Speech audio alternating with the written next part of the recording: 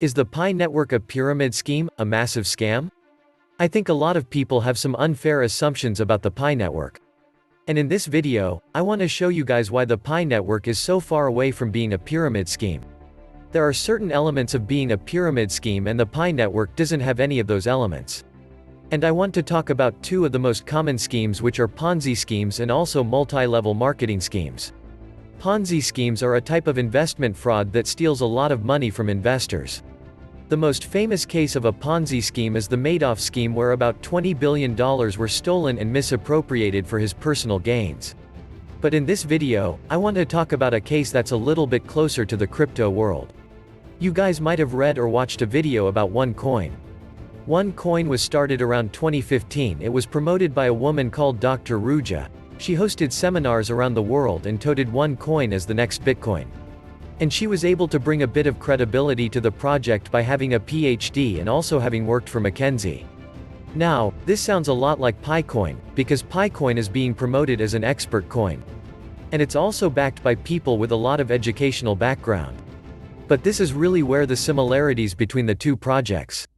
And you see, OneCoin was basically asking people for money, embezzling that money and also disappearing overnight. The OneCoin representative sold educational products to its customers ranging from $100 all the way up to $100,000. And they even hired teams of salesmen around the world to promote the product. We now know that a lot of their educational materials were nothing more than copy and paste the version of actual material. And the coins that these people did pay for were nothing more than empty promises. One of the key elements of being a Ponzi scheme is stealing your money. The OneCoin fraud sold you fake products, and they took your money and spent it on cars, homes, and whatever they wanted to. And not to mention, the creators of this project were a bunch of really sketchy people as well. Dr. Ruja, the creator of this project, was convicted of fraud back in 2012, long before this project even started, and some websites even claimed that the scam was closely tied to the Russian mob. And from what I've seen so far, this is pretty much night and day compared to what we see from the Pi network. The creators, the Pi network, all had pretty squeaky clean records. You can find them on the Stanford website. You can take a look at some of their academic research. And you can also take a look at some of the past organizations that they've been part of. But what really separates OneCoin from a PiCoin is that the Pi network doesn't ask you for any money. This means that there's no chance for the network to embezzle any money from you. And there's also no chance of this being a Ponzi scheme. In fact, if you take a look at some of their past research, you can see that they're big on trying to use the social collective to make beneficial changes to the world. And the Pi network is likely to be a project where they're really trying to use a social collective, where large groups of people make a decentralized cryptocurrency. So if you're going to remember anything from this video, just remember that the Pi network doesn't sell you any products, don't ask you for any money, and there's no chance of it being a financial scam. Now, even with all this information, people still argue that the networks steal your data or waste your time. But the reality here is that there's no cause of your data being stolen. So how can you argue that in money Pi only takes about 10 seconds every single day, or if you really want to add it up, about an hour every single year? What this really means to me is that you have the benefit of money Pi at the cost of a single Netflix movie. And in my head, it's pretty much an obvious choice to join the Pi network and start money Pi.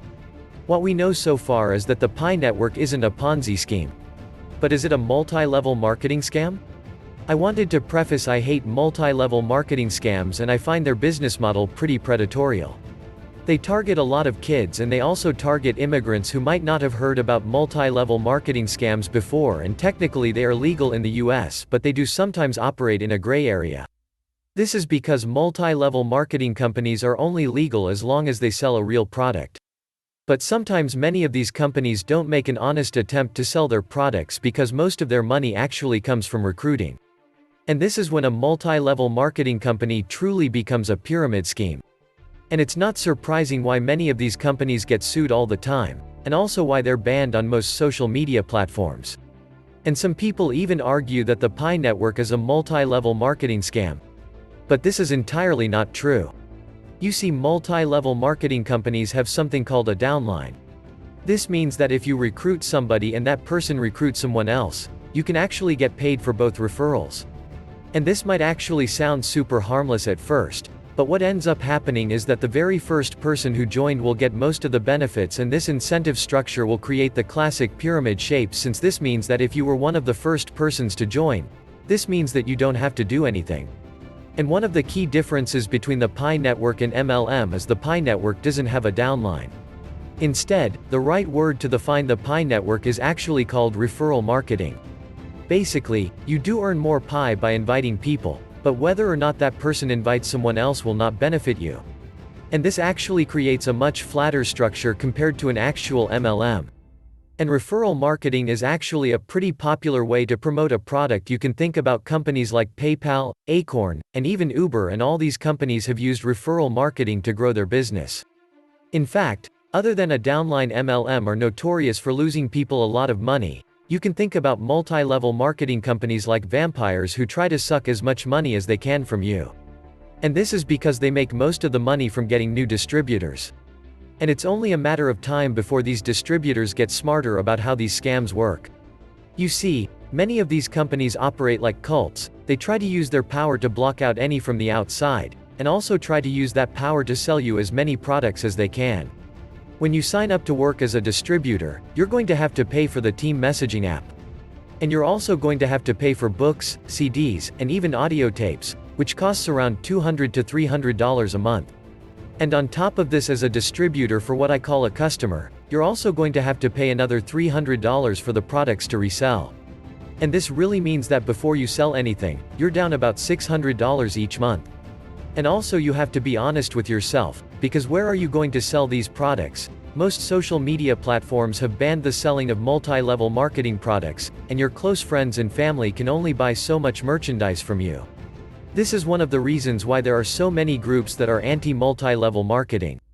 Many of these people have lost a lot of money being involved in multi-level marketing companies, and many of them are rightfully pissed off at how they were being lied to. You see, I've seen friends getting involved in multi-level marketing companies. And it's kind of sad to see, and many times are left over a lot less than what they came in with. And the takeaway here is don't join any multi-level marketing companies, and also that the Pi network is not a multi-level marketing company. The Pi network uses referral marketing, like any other company, and it also doesn't try to sell your product and squeeze every dime out of you. Based on what I know so far, you can't really call the Pi network a scam. Instead, it looks like an honest company trying to build a decentralized cryptocurrency. Now, whether or not the company will actually succeed, only time will tell. But one thing I do notice is that because of how successful it has been, there's a lot of copycat versions of the Pi network out there. There are honestly way too many of these companies to include in this video. But if you do decide to join one, know the risk, and also don't give them any money. You simply don't know what their intentions are genuine or not. And it's really unlikely that many of these projects will succeed. All I can really tell you is that the Pi network isn't a Ponzi scheme. And it's also not a multi-level marketing scam. And like I mentioned earlier, Ponzi schemes required to deposit some sort of money. This is because they're going to use your money for personal purposes. And once you deposit your money, you really have no control over where your money goes and whether or not it's ever going to come back to you. And other than a Ponzi scheme, the Pi number is also not a multi-level marketing scam. They're not trying to sell you as many products as they can. And there's also not a downline. This means that you won't end up like one of these people who lose everything because of multi-level marketing companies. I think there's a lot of reasons why the Pi network is actually a pretty genuine project. The creators of this project are completely transparent about who they are. It's pretty easy to verify their academic achievements and also their entrepreneurial achievements. And the network itself has behaved in a complete fair way. So far, many people complain that the number collects way too much information on you. But the reason for this is to prevent miners from falsely duplicating their mining rights. And the policy here really depends on where you live in the world. And I also want to mention that many people think that the platform is unfair, but if you compare it to something like Bitcoin, it's a lot more equal. 87% of Bitcoins are owned by 1% of the network. And this is really because of how inaccessible Bitcoin mining is. The Power Network was able to solve this issue by making money super accessible to the average person, and you and I get a MinePi just by using our phone. And I really do believe that we're in the very start of something incredible. Whether or not this thing will be the next Bitcoin is still undetermined. But the interest I see from people wanting to learn more about this topic is just astounding. Make sure to like and subscribe, and thank you guys so much for watching this video. I will make sure to update you guys new Pi information when I hear about them. And like always, I'll see you guys again next time.